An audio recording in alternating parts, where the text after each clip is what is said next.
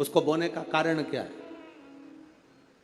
केवल कोई कहे कि हम ठाकुर जी को भजते हैं, भगवान कृष्ण को भजते हैं, कोई कहे हम तिरुपति बालाजी को, नारायण को भजते हैं, कोई कहता है कि हम हरि विट्ठल को, पांडुरंगा को भजते हैं, हमारे यहाँ हाँ हम इनको भजते हैं तो जवारे नहीं बोते। ना ना, पुष्टि मार्गी है, ठाकुर जी की सेवा करने वाला है, उसके यहाँ भी ये 9 दिन जवारे बोए जाते हैं। रामानुज संप्रदाय से जुड़ा हुआ है, नारायण की पूजन कर रहा है, उसके घर में भी जवारे बोए जाते हैं। पांडुरंगा हरि विट्ठल की उपासना कर रहा है, उसके घर में भी जवारे बोए जाते हैं।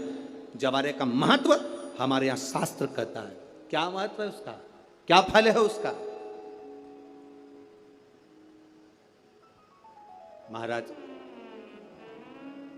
जब देवी माता ने दुर्गा भवानी को पंचायत में बुलाया गया, शिव पंचायत में मां दुर्गा बैठी हुई है, और शिव पंचायत में जब दुर्गा भवानी बैठी, उपद्रवियों ने उपद्रव मचाया, अहंकारियों ने अहंकार मचाया, असुरों ने, राक्षसों ने हाहाकार मचाना प्रारंभ करा। तब उस समय पर देवाधिदेव महादेव माता पार्वती को देखकर, दुर्गा भवानी को देखकर मुस्कुरा रहे थे। केवल शिव मुस्कुरा रहे हैं, पार्वती को देखकर, दुर्गा भवानी को देखकर, मां जगत जननी को देखकर केवल मुस्कुरा रहे हैं। तब देवता सूर्य नारायण ने भगवान शिव जी को देखकर हाथ जोड़कर प्रार्थना करी। भास्कर देव बोले, सूर्य नारायण बोले, बाबा मेरे मन के संशय को मिटा दीजिए। शिव जी ने पूछा क्या काम है, बोलो क्या चाहते हो? शंकर भगवान से सूर्य देव, भास्कर देव कहते हैं, प्रभु आपके मुस्कुराने का कारण क्या है? भारत की भूमि पर जितनी जगह पर भी आप लोग कथा सुन रहे हो, आस्था चैनल पर, फेसबुक यूट्यूब पर जितने लोग कथा सुन रहे हो, बड़े ध्यान से सुनना कि जवारे क्यों बोए जाते हैं। नवरात्रि में जवारे की महत्वता क्यों होती है, क्यों बोया जाता है, मिट्टी में गेहूं डालकर क्यों उत्पन्न किया जाता है, उसकी महत्वता क्या है?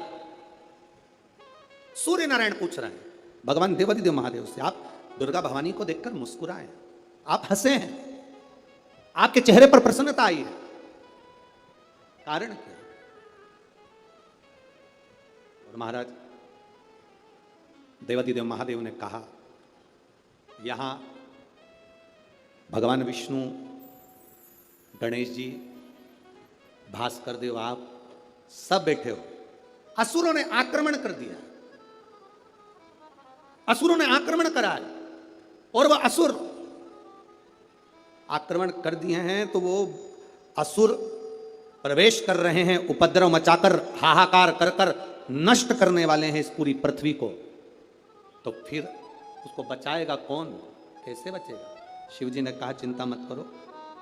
दुर्गा ने अपने केश का स्मरण किया, एक केश को माता पार्वती जी ने अपने हाथों से छुआ, छूते ही एक कुंड में सुंदर जवारे उत्पन्न हुए हैं।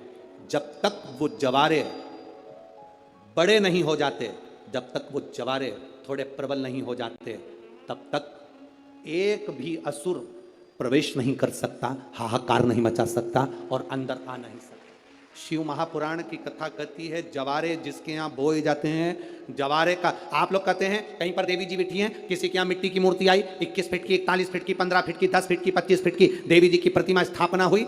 लोग कहते हैं हम देवी जी का दर्शन करने जा रहे हैं, दुर्गा जी का दर्शन करने जा रहे हैं। शिव महापुराण की कथा कहती है वो दुर्गा जी का दर्शन नहीं, देवी का दर्शन नहीं, नवरात्रि में जहां जवारे बोए जाते हैं वहां मात्र आप पांव रखते हैं तो अपने घर में से क्लेश दूर हट जाता है, अहंकार दूर हट जाता है, अभिमतता दूर हट जाती है, तकलीफें दूर हट जाती है। जिसके घर में जवारे बोए जाते हैं वहां से अहंकार, काम, लोभ, आसक्ति, वासना, तृष्णा और दुख, तकलीफें दूर हट जाती है। तो जवारे का मूल का तत्व आनंद, सुख है।